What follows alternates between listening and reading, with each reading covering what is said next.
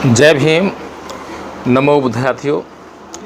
साथियों, आजकल आप कावड़ यात्रा देख रहे होंगे और सोशल मीडिया के माध्यम से आपको बहुत सारे ऐसे वीडियोस देखने को मिल रहे होंगे जिसमें ये जो कावड़िए हैं ये तोड़फोड़ कर रहे हैं। कहीं पर ट्रक को जला रहे हैं तो कहीं पर जो ई रिक्शा है उसकी तोड़फोड़ कर रहे हैं, तो कहीं पर ढाबे को ही तहस नहस कर डाल रहे हैं, तो कहीं पर सड़क के बीचों बीच जो फ्लैप्स लगे हुए हैं जिससे कि सामने से पड़ने वाली रोशनी से जो आंखें चुंधिया जाती हैं और जिसके कारण दुर्घटना होने की संभावना होती है, उन फ्लैप्स को ही तोड़ डाला। तो ये सब जो है, जो कावड़ यात्री हैं वो क्यों कर रहे हैं? क्या उनका धर्म यह हिंसा करने के लिए कहता है, या फिर योगी सरकार जो कि हिंदुओं की सरकार है, एक उस पर सन्यासी के रूप में व्यक्ति जो चोला ओढ़ के बैठा हुआ है, साक्षात हिंदुओं का साधु सन्यासी उस कुर्सी पर बैठा हुआ है, क्या उस साधु सन्यासी के राजकाज पर उनको भरोसा नहीं है? क्या उसके शासन पर, उसके शासन के द्वारा जो प्रशासन चलाया जा रहा है उस पर उनको भरोसा नहीं है? आखिर बात क्या है? ये जो कावड़ यात्री हैं, जो कावड़ लेने के लिए हरिद्वार गए हैं, आखिर वो ऐसा जो हिंसा का तांडव है वो आखिर क्यों कर रहे हैं? इस बात को सोचने के लिए आज देश का हर युवा, हर बूढ़ा, हर बच्चा, हर महिला सोचने के लिए मजबूर है। और इस हिंसा के तांडव से हर एक व्यक्ति के मन में इन कावड़ियों के प्रति डर विद्यमान है। ये कावड़िए किसके सगे हैं? क्या हिंदुओं के सगे हैं या फिर किसी और के सगे हैं? हालांकि मुसलमानों से तो इनकी जन्मजात दुश्मनी है। अगर इन्हें पता ना हो तो योगी, मोदी और आरएसएस जैसे तमाम संगठन को बताने का काम कर देते हैं कि तुम्हारे जन्मजात दुश्मन जो है मुसलमान है। बचपन से जब पैदा होते हैं और जब तक जीते हैं तब तक इन्हें एक ही घुट्टी पिलाई जाती है कि हिंदुओं के सबसे बड़े दुश्मन मुसलमान हैं। तो ऐसे में जाहिर सी बात है कि मुसलमानों के तो सगे हो नहीं सकते हैं, क्या हिंदुओं के सगे हैं? क्या कोई हिंदू रास्ते से जा रहा हो और इनसे थोड़ा सा तमीज़ से चलने के लिए कह दे तो क्या ये उसको बख्शेंगे? बिल्कुल नहीं बख्शेंगे। कारण क्या है? कारण साफ साफ है कि जो चित्त इन्होंने धारण कर रखा है, जो भाषा इन्होंने धारण कर रखी है और जो हिंदुत्व का एग्रेशन इन्होंने धारण कर रखा है, उसमें जो भी इनके सामने आएगा उसको ये जलाकर भस्म कर देंगे। इनके लिए कोई सगा नहीं है। इनसे ये कह दिया कि भाई नशा क्यों कर रहे हो, आप बीड़ी सिगरेट क्यों पी रहे हो, आप गांजा सुल्फा क्यों पी रहे हो, ये धर्म नहीं है, ये अधर्म है। आप जो है बियर पी रहे हो, शराब पी रहे हो, आप नाना प्रकार के ये जो नशा कर रहे हो, ये गैर सामाजिक है। समाज में ये किसी को पसंद नहीं है। आपको देखकर कोई भी ये नहीं कहेगा कि आप धार्मिक हो, आपको कोई भी देखकर यही कहेगा कि आप अपराधी हो। पूरा देश कह रहा है कि जो कावड़ यात्री हैं, जो हिंसा का तांडव कर रहे हैं, जो नशा कर रहे हैं, वे अपराधी हैं।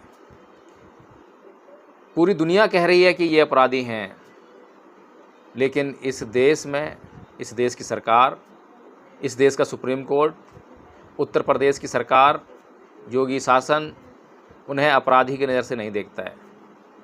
उन्हें केवल और केवल धार्मिक यात्री की तरह देख रहा है। धार्मिक यात्री होता क्या है? अगर धार्मिक यात्री की बात करूं तो फाइयान, युआनचान, इत्सिंग जैसे चीनी यात्री चीन से पैदल भारत की यात्रा के लिए आए। वे भारत की यात्रा के लिए क्यों आए? क्योंकि जो भगवान बुद्ध का धम्म चीन में गया था, वहाँ पर उस धम्म को समझने में कुछ गलतफहमियाँ होने लगी। तो उन गलतफहमियों को दूर करने के लिए ये चीनी यात्री समय समय पर भारत की यात्रा के लिए तमाम कठिनाइयों का सामना करते हुए भूखे प्यासे रहकर और बिल्कुल पैदल चलकर भारत की यात्रा करने के लिए आए और भारत से तमाम साहित्य जो उस वक्त उपलब्ध था उनको ढो ढो कर जो है चीन लेकर गए। मैत्री, करुणा, भाईचारा, इन तत्वों का उनके चित्त में समावेश था। किसी से कोई लड़ाई झगड़ा नहीं, किसी के प्रति कोई द्वेष नहीं, किसी के प्रति कोई बैर भाव नहीं।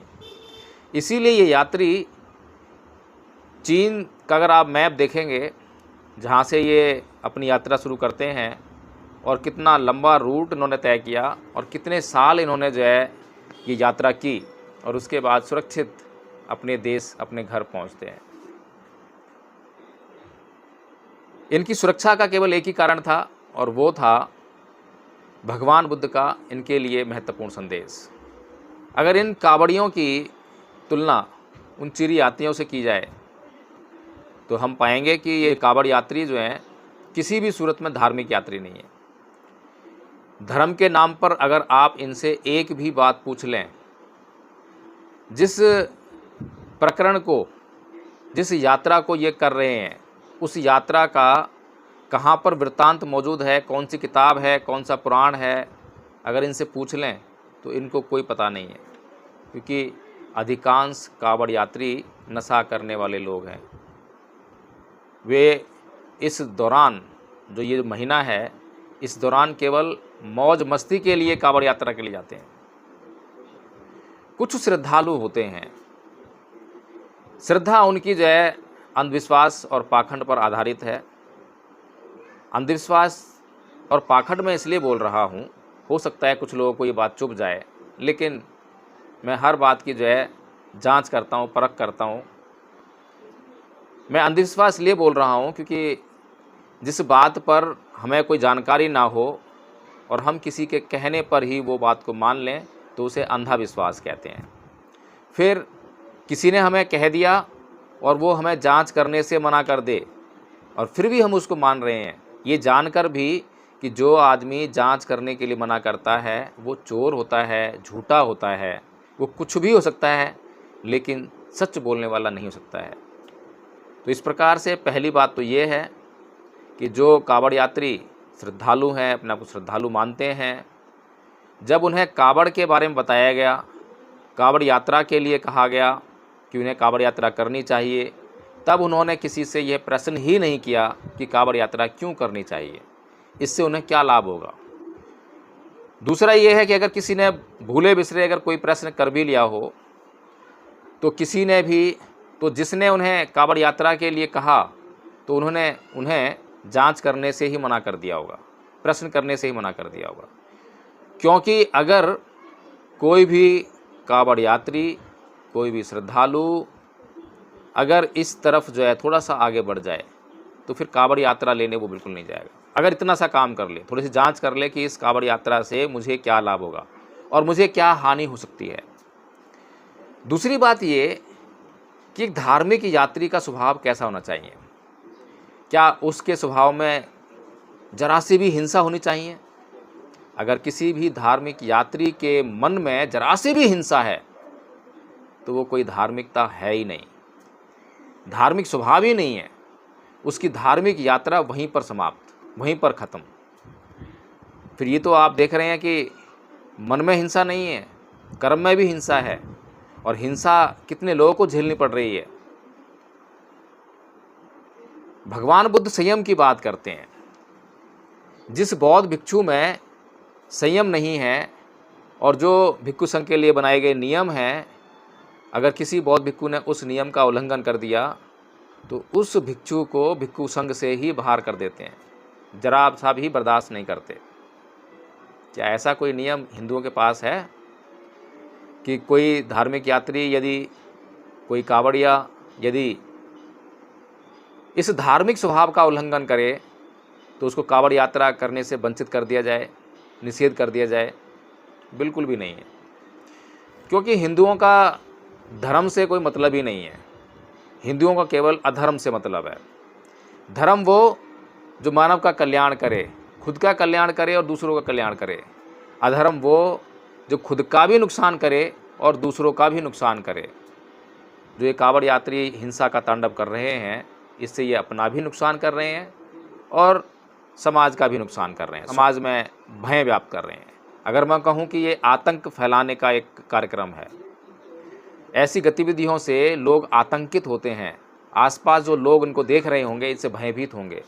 इनके हाथ में डंडे हैं और डंडों का ये जो है हथियार के रूप में इस्तेमाल कर रहे हैं। कैसे इनको कांवड़ यात्री कहा जाए, कैसे इनको धार्मिक यात्री कहा जाए, इस बात को हमें सोचना पड़ेगा।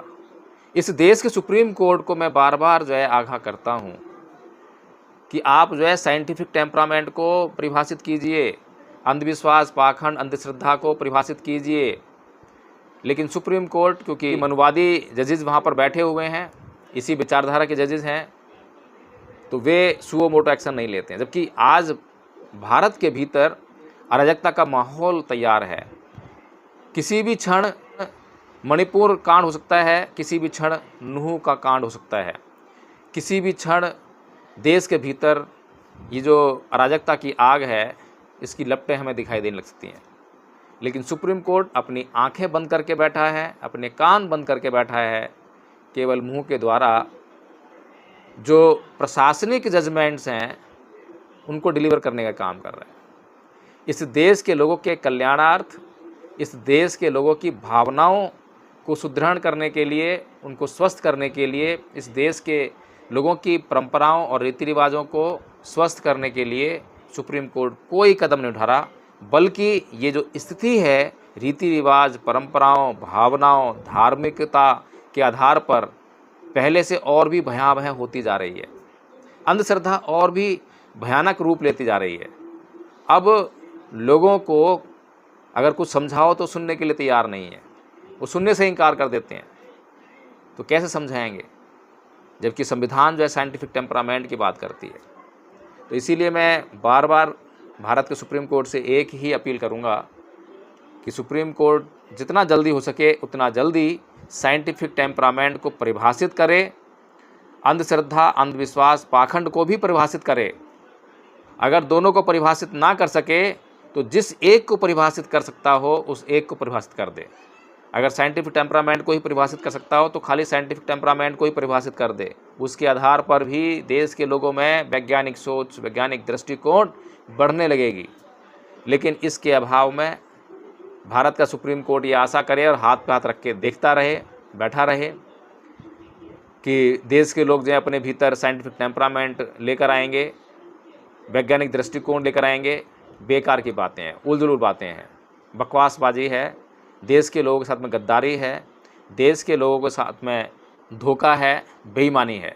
तो साथियों, आप लोगों को ये बात समझनी पड़ेगी कि भारत के संविधान में मौजूद साइंटिफिक टेम्परामेंट को सुप्रीम कोर्ट को जल्दी से जल्दी परिभाषित करना ही चाहिए। इस बात के लिए आप लोगों को आवाज़ उठानी पड़ेगी, आप लोगों को ढोल नगाड़े बजाने पड़ेंगे, आप लोगों को आंदोलन करना पड़ेगा।